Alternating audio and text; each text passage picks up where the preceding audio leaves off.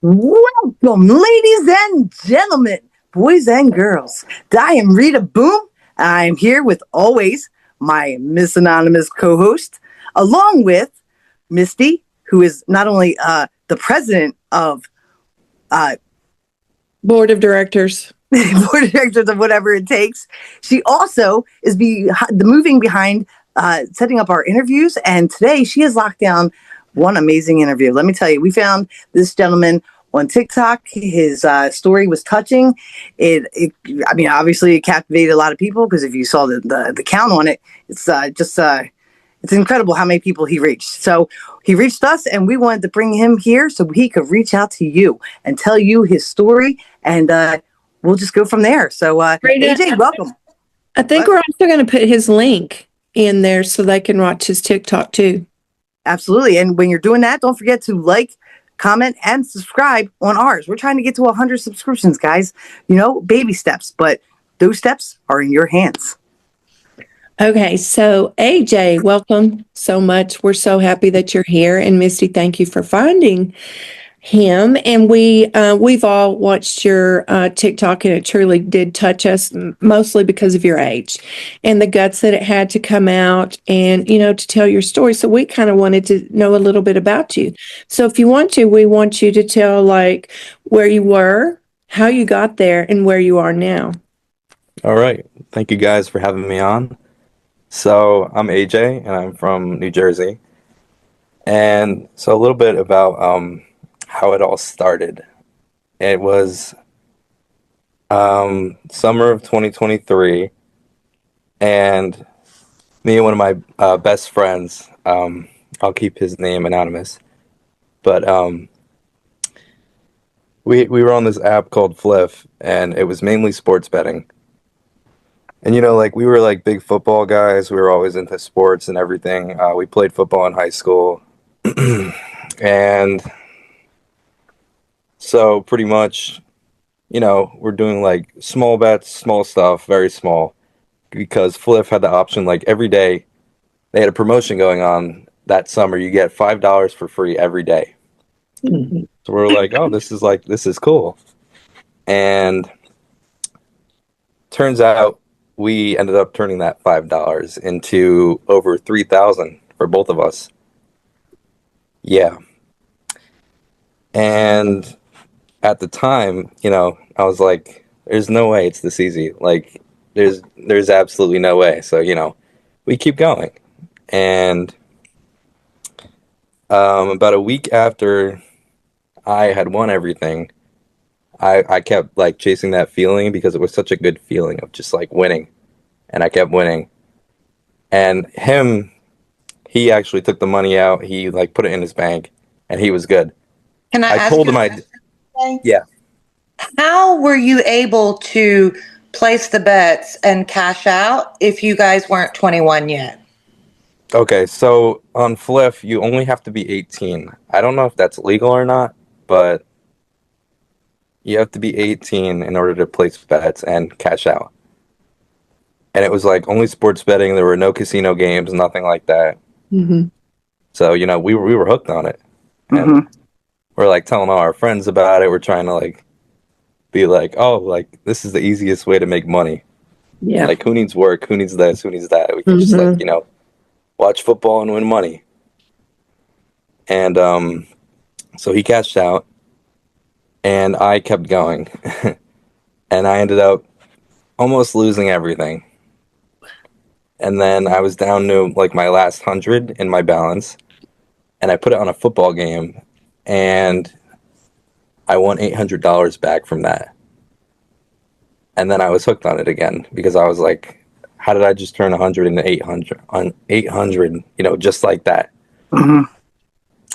And it was like the feeling in my brain, the dopamine, obviously, pumping.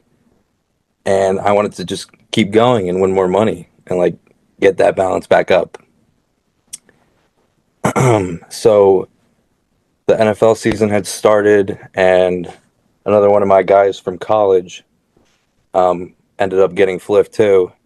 And me and him would like get together a couple times a week, try to do our like research on the games and like place more bets. And then instead of like claiming the free money every day, I ended up putting my debit card into the app, and I started taking money out, putting it into the app, thinking that I'd get more back. And that's what hurt me the most whenever I was starting to like pull out of my own money, like something that started like, oh, here's a free $5, but now it's me taking out of my bank account. Mm-hmm. And it started to get really unhealthy.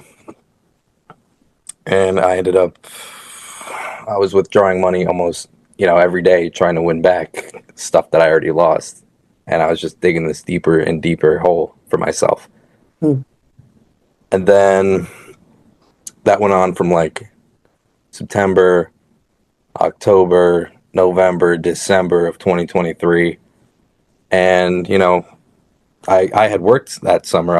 I did some landscaping. I was like out there busting my ass just to give that money away and get nothing back. And it was just like such a disappointing feeling in my mind that like knowing I'm not getting that back. But something in the back of my brain was like, well, if you just get one big win, you get it all back, and then you don't have to worry about it. So, I kept on going with the sports bets, and then it was New Year's. We go into 2024. Let's see, January. There was still football going on. I was still doing like smaller bets, but they were slowly getting bigger over time. And then in February, I got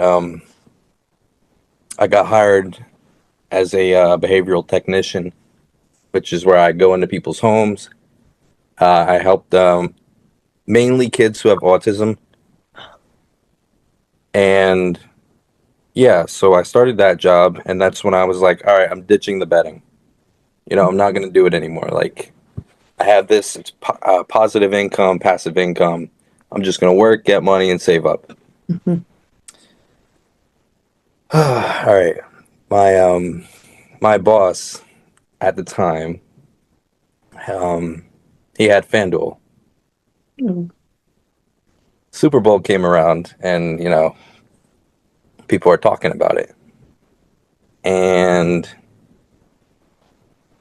that kind of clicked something in my head to say, all right, Fliff didn't work, let's try FanDuel. So I download FanDuel, and I was like, I was looking at it. In order to make an account, you have to be 21. I'm still 20. I'm like, hey, Mom, do you think I can use your social to sign up for this? I'm not going to do anything crazy with it, just some small sports bets. I know what I'm doing. I didn't know what the hell I was doing. Yeah. Obviously. So I started playing on FanDuel. I'm back doing sports bets because I had finally made some money, like working. And I just started losing again. And I'm taking money out of my bank again. I'm falling back into this same cycle. Then I'm looking around on FanDuel, and I found they have casino games. That was the biggest mistake I ever made. Mm-hmm. So I'm on there. I'm like up late at night till 2, 3 in the morning, just playing blackjack, playing roulette, just trying to win money. And like then it turns into the slot games. They got like the music and the flashy lights and all that stuff to trigger my dopamine more and make me want to keep going back almost every day, and just almost draining my whole bank account balance, and just making me like feel all this like horrible anxiety and just like can't sleep. I'm trying to win everything that I lost back. And at the time, I'm keeping everything a secret. I'm telling everyone, oh yeah, no, I'm good. I have money. I can do this. I could do that. No, I just kept going. And then, so yeah, that was pretty much February until April. For like that span of 2 months, I was on FanDuel. Mm-hmm. Yeah, that was bad. I lost a couple $1,000s there. Mm-hmm. Mm-hmm. And so Memorial Day weekend's coming up. Some of my friends are like, hey, we should plan a beach trip. So I'm like, yeah, let's do it. So I wasn't on FanDuel or anything, so I saved up some money. We went on that vacation. It was fun. I came back home and I had actually saved up some money because, like the month in between I stopped. Mm-hmm. And, my birthday was coming up. And my primary goal for saving money was I was going to buy a new truck. Because I had like a used, it was like an '06 pickup truck, and I wanted something new and reliable. So I was saving my money, but something just in my mind was like, oh, you can make this so much easier if you just, go win some money. Yeah. Yeah. The summer, um, the summer of 2024, I go back in and I opened up a BetMGM account under somebody else's social again. Mm-hmm. And that was a huge mistake because I was in Wildwood, down the shore, Mm-hmm. and family vacation. I had about $8,000 saved up. And, it was late at night. I'm laying in bed. I'm thinking about saving up more money to buy a new truck. And I go into BetMGM. I put like $50 in. And I'm like, all right, I'm going to keep it at that. I'm not withdrawing anything else. Let's just play with this. I thought I could like control it and like, Yeah. just like, that was the only thing I was going to do. But I was so wrong. And what happened was I ended up turning that $50 into over $9,000 in one night. Mm-hmm.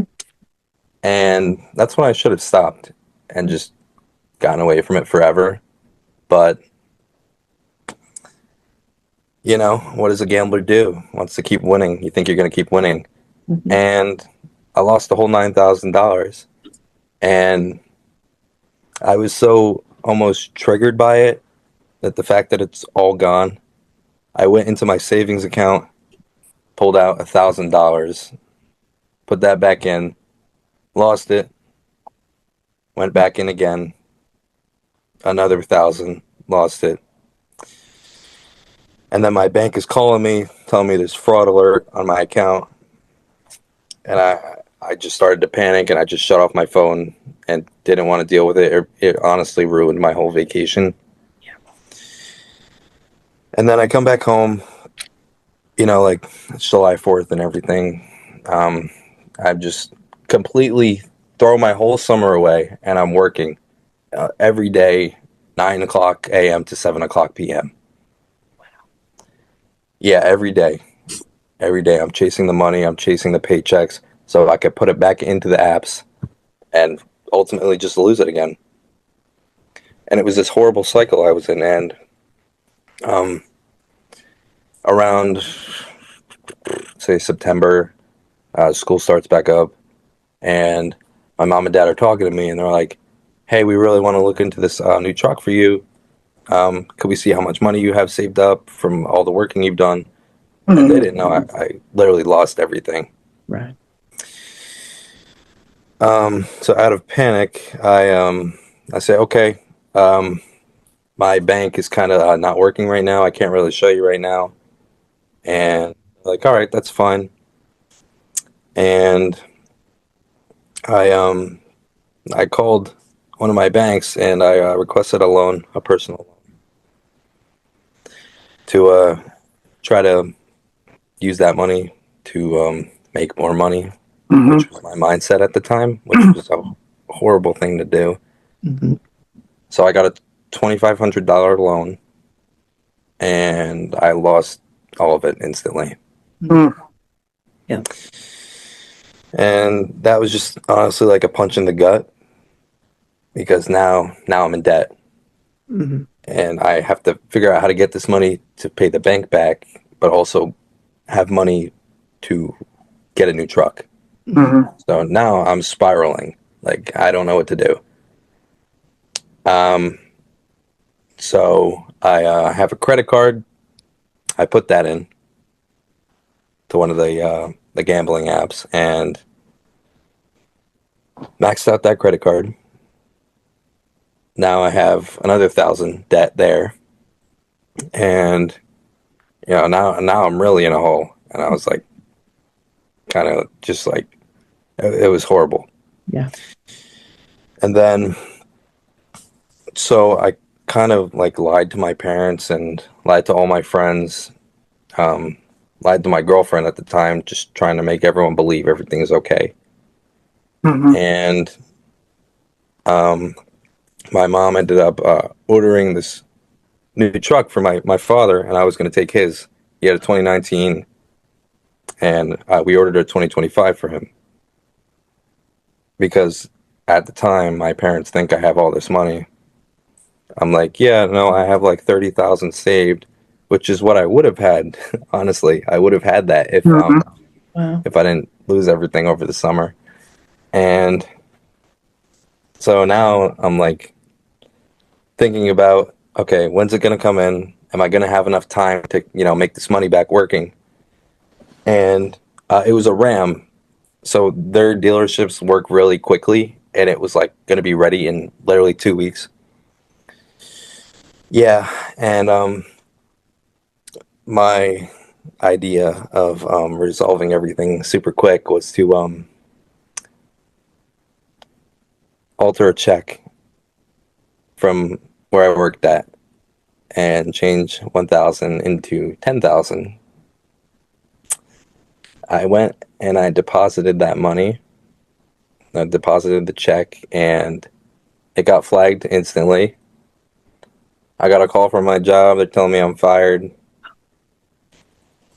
Yeah, it ruined everything. It destroyed me mentally, and I was out of a job for about 2 weeks. This happened November 16th, and that was the breaking point for me. That was the breaking point. And yeah, I faced a couple charges from that. I had another 5,000 down the drain. I had to get a lawyer, and we're currently still waiting Mm-hmm. for the official summons for the court and stuff. And yeah, I really put myself in a hole because of this, and I feel like it's really not talked about at all. It's really not, and the first thing that I want to tell you is there is no judgment here. None. None. Every one of us have faced being charged with. I was almost sent to prison, but I think you are so brave to come in to do this and to warn people, and that's why we decided to put this podcast together. So tell me, did you get into recovery? Yes, I've been in recovery for close to 2 months now. Thank you. And I downloaded an app called Gamban. It's a very good resource. Mm-hmm. Very good. Tells you your days clean, your money saved, and your time saved, Mm-hmm. which it's been amazing for me to just look at that, see how long I've been without it, and the money I've saved. It's I don't know. I'm doing so much better off without it. I haven't even thought about it. I've just been so focused, on myself and Good. just being a true, authentic me, because gambling really screwed up my life.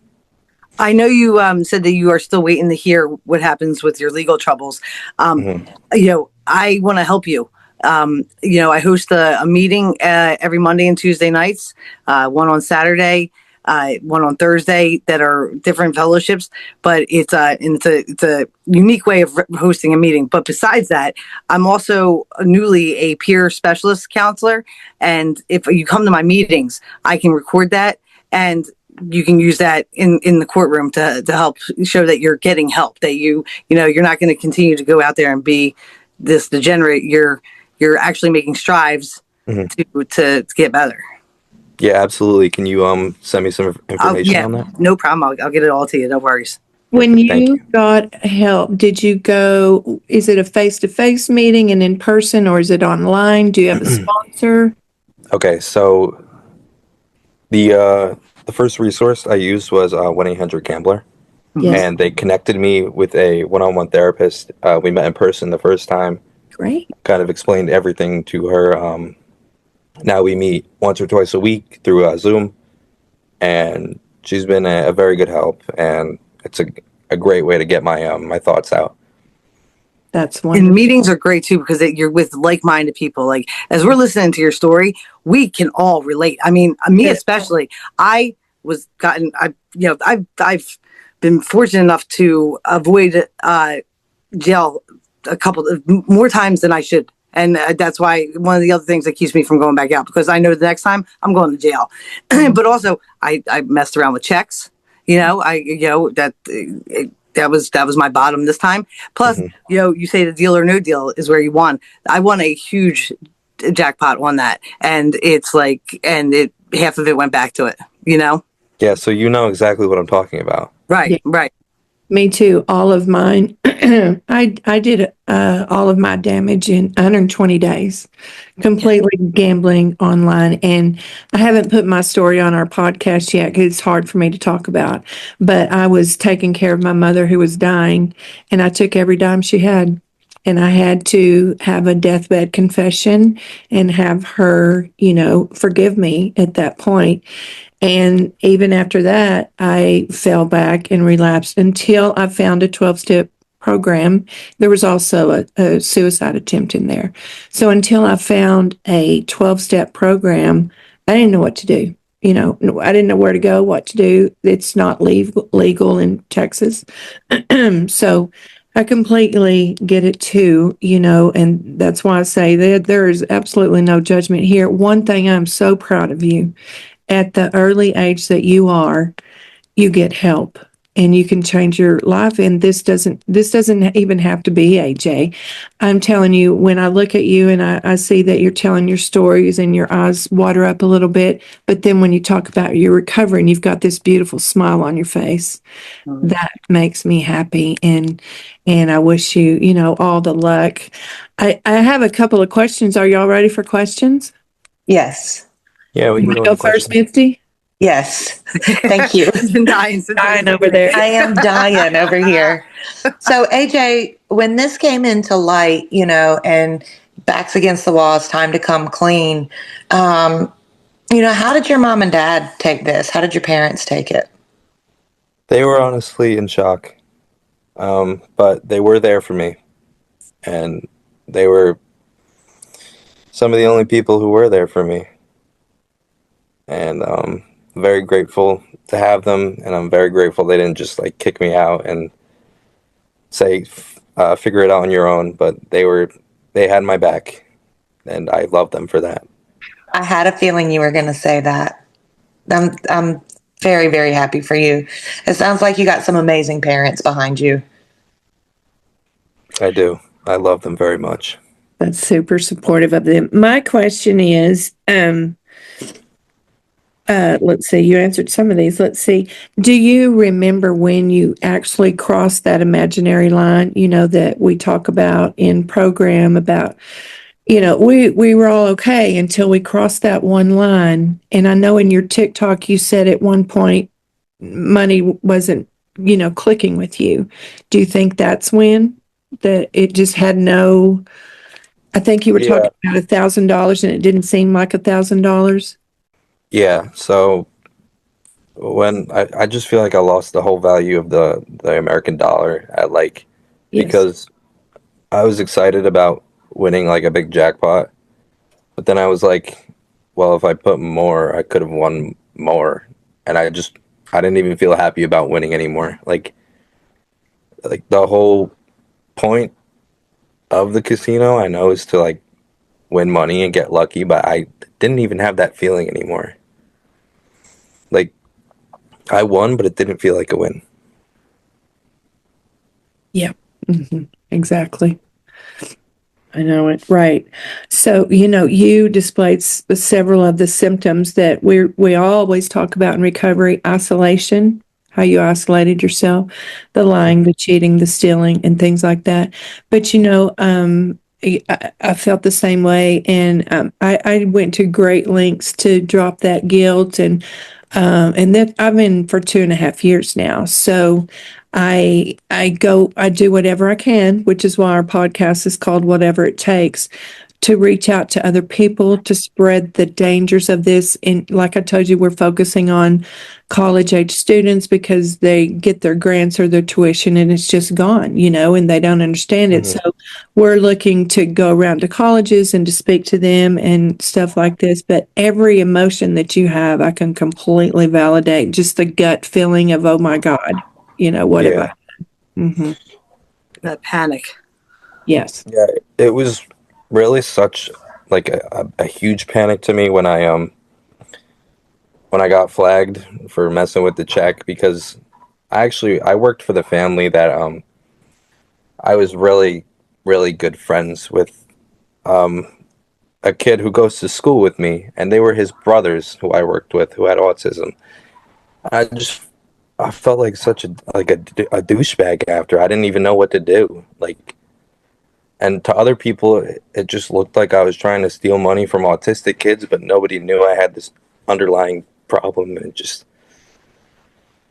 it hurt. Yeah. In our literature, it reiterates over and over that our intentions were not to hurt anyone. We're hurting and we're hiding and we're scared and we're anxious.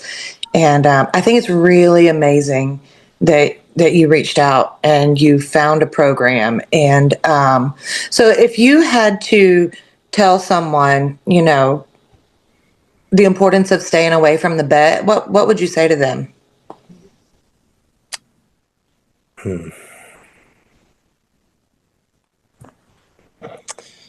I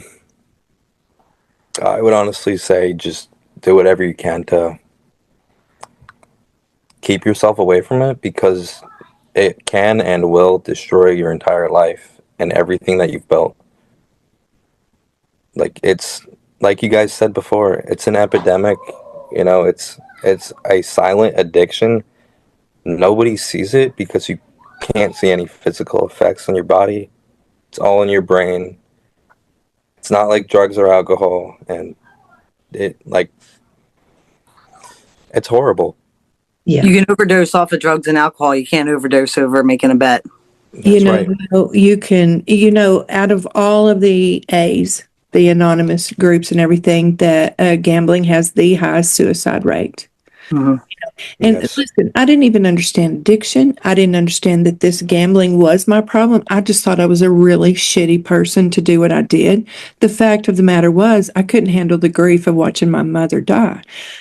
And so I did wind up in a place where I, took a bunch of pills and situations like that. Did you ever come close to that? Well, when everything first happened, there were thoughts. There were thoughts of just getting away from everything. Feeling like I don't even matter, and just feeling like I shouldn't be around just because of what I did was so effed up. Yeah. And yeah, there were some feelings. Thank God you didn't. That's why we're here. But thank God that you didn't go any further and, just make the whole thing worse, because that's what I did, Did I ask you, do you have a sponsor? Are you in a fellowship, like a 12-step thing? I'm not in a 12-step right now. Okay.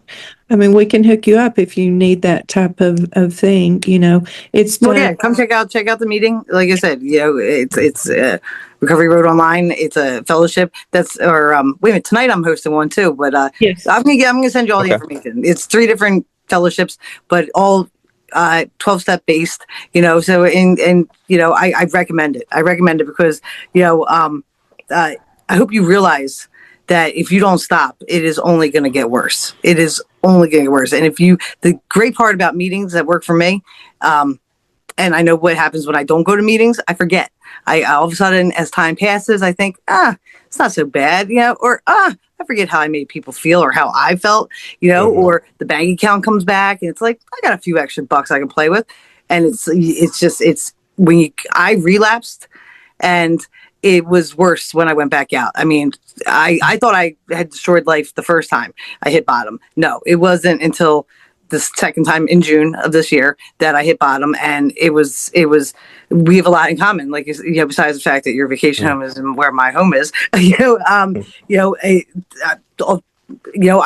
have a reputation of stealing from an unemployed grandmother who was supposedly my best friend. You know what I mean? Forget the fact that her granddaughter ghosted me. It's the relationship I ruined there. You know what I mean? And Yeah. and the hurt and the just like wow. Like, I mean, like it's what we do when we're in this addiction. We think I never intended to steal. I was going to give the money back. I just needed it for a minute, and because of what I had done gambling, just like I'm sure you would have given it right back to that family had everything worked out the way it was supposed to, and Yeah. I need you also to tell your mother that you're going to get better, because I'm sure the guilt, I'm not a mother, but I feel for mothers, and these two are, and the fact that she gave you the key to go into FanDuel's and begin this it's gonna, I guarantee it's probably playing on her. Am I wrong, ladies? No, The best you're way, right. the best way to show her is to stay clean and to stay away from the bet. Yeah. Are you an only child? No, I have 4 siblings. Wow. Oh, that's Yeah. awesome.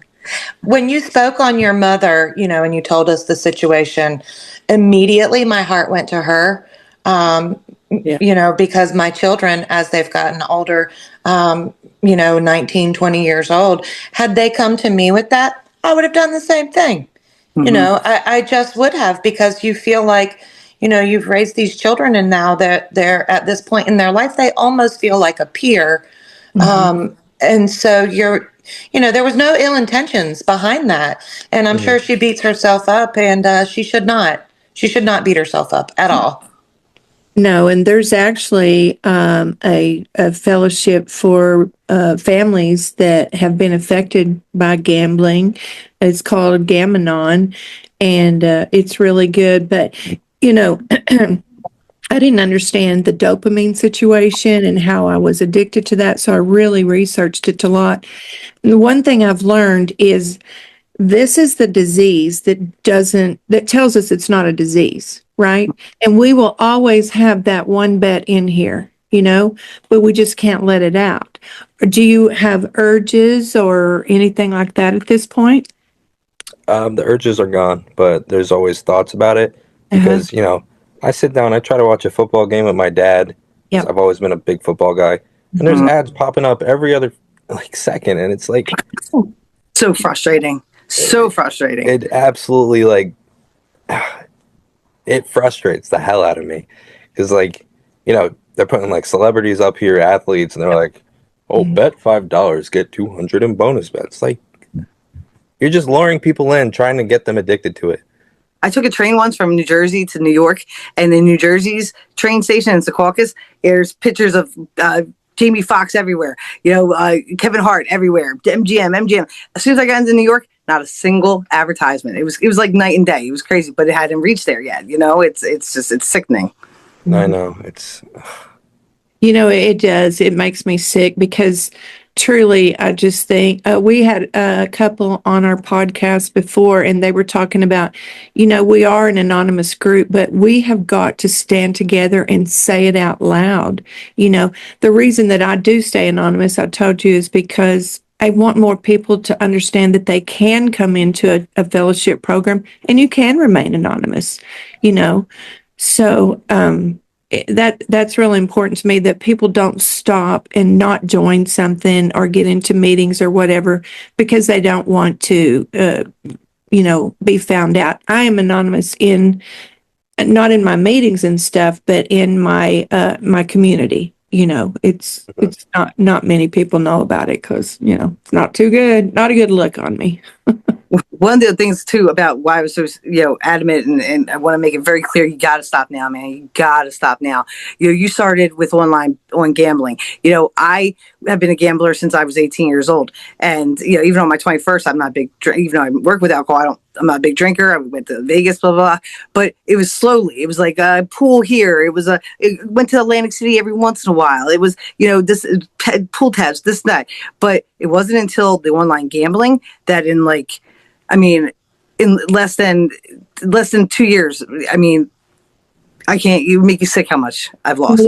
And the thing about it is, Rita was doing good for 2.5 years, and then if you get complacent, and there goes the brain saying, "This isn't a disease. I can control it," like you talked about.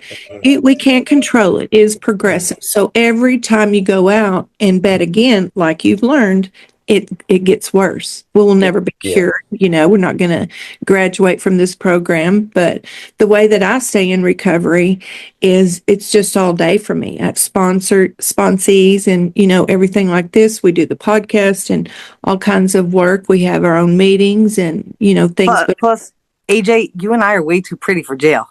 What do you mean, you and I?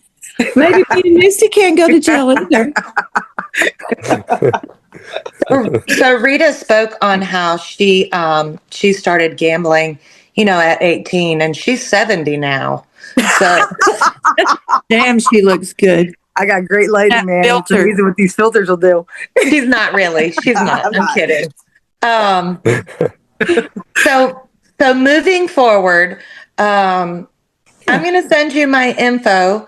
And I would love to keep in touch with you because I want to know how AJ's journey is going. Mm-hmm. And I really feel like, should you decide to get in a 12-step program, which I encourage. I was a 20-year gambler, never thought I could quit.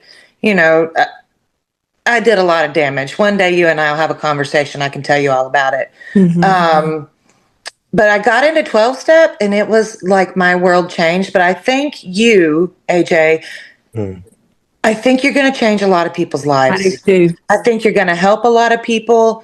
And when the time is right, I think that you would be a fantastic sponsor and a great voice for this addiction. And I'm just really, really happy I got the opportunity to meet you. Yeah. My hat's off to you. I'm proud of you too. Don't even know you, but I can tell, you're going to go places. And like I said before, I'm glad that you did it at this age and not, run the rest of your life. There is a difference between abstaining and being in recovery. And the reason that the difference is that you work the steps, and I have done that, worked the steps, and I figured out why I did it. And I went through great lengths. I went to Costa Rica and did a whole ayahuasca retreat just because I couldn't figure out what was in me that made me do it. Sometimes we're not going to figure that out. So the best thing I can do is turn it around and just educate other people. And that's what we're trying to do here, That's the goal. That's the goal. That's right. Well, thank you so much. Do y'all have any more questions? I do not. I have a couple of comments, if that's okay. AJ, what we're thinking is when Rita posts this video, we'd like to tag your TicToc underneath so people can visit your page and they can keep up with you. Are you okay with that? Yeah, that's good. 100%. It's okay. Very moving. Yeah, your story is very moving. Once she gets all the editing done, we can send you a short clip of your interview, your podcast, and just something small that you can put on TicToc so people can then come in and listen to your story. Mm-hmm. Yeah, that'd be great. That'd be awesome, guys. Listen, man, everything happens for a reason. And, it's not always that clear. I'm still trying to figure out why things had to go so messy. Just like I'm sure you're like, why did it have to get so messy? Yeah. But you know, you're already making strides, making things different, man. Just by knowing to get on TikTok and share your story. I truly believe you're as remorseful as the three of us that were or are still. I mean, and sometimes our higher power has a funny way of doing it, but I think these guys are right. I think this is all happening for a reason, and you're going to change some huge lives, man. Especially since you are the age group that right now is being affected the most. Have you had any sort of backlash from the TikTok thing, or has it been good?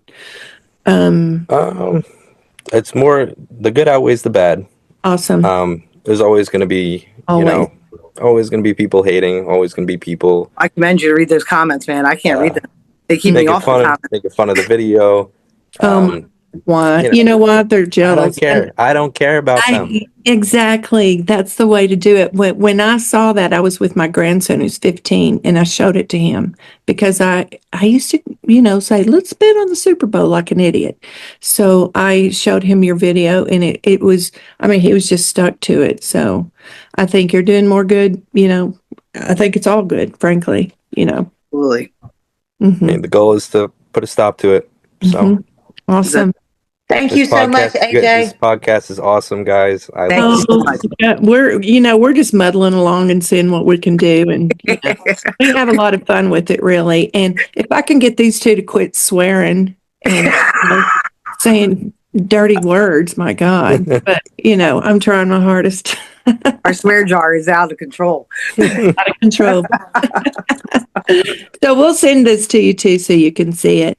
But right. Thank you. And I did a podcast when I was like 6 months in the program. I'm going to send it to you so you can kind of hear my story. And the reason that I went on and did the podcast was because I can't say it. It hurts me too much. But I want you to know, rock bottom has a basement. You can go further. So I know that you're stopping right now, and I'm proud of you.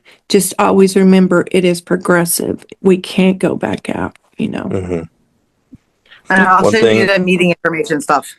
Okay. Yeah. Just one more thing, like one thing that just keeps me going. It's at the end of the day, it's really all in your mind, and it's your mindset. It's your mindset. And if you change your mind, you can change your life. And I've been doing that the past 2 months, and I feel so much better. I just feel like a completely better person right now. I can tell you have a beautiful smile when you talk about that. AJ, you just summed up the 12-step program right there. Yep. It's changing who you are and letting go. And you're right. Letting go of God. And we always preach about the law of attraction, the way to get rid of negative thinking and turn it into positive. And I always say, and this is what I've learned in recovery, is we have to give it away to keep it. What we have was given freely to us. We need to give it away to help other people. For sure. Well, thank you, honey. We appreciate it. Thank you, guys. Awesome Thank you, AJ. Talk soon. What's up, guys? It's Rita Boom here, just telling you, if you enjoyed this podcast, get on there and leave some comments, all right? Whether you liked it, you didn't like it, if it's good enough of a comment, we're going to read it online. Know why? Because it helps our algorithm. That way we don't have to charge anybody anything crazy like that. So, again, leave the comments, we'll read them online, and boom, boom, boom. Don't place a bet today, okay? All right.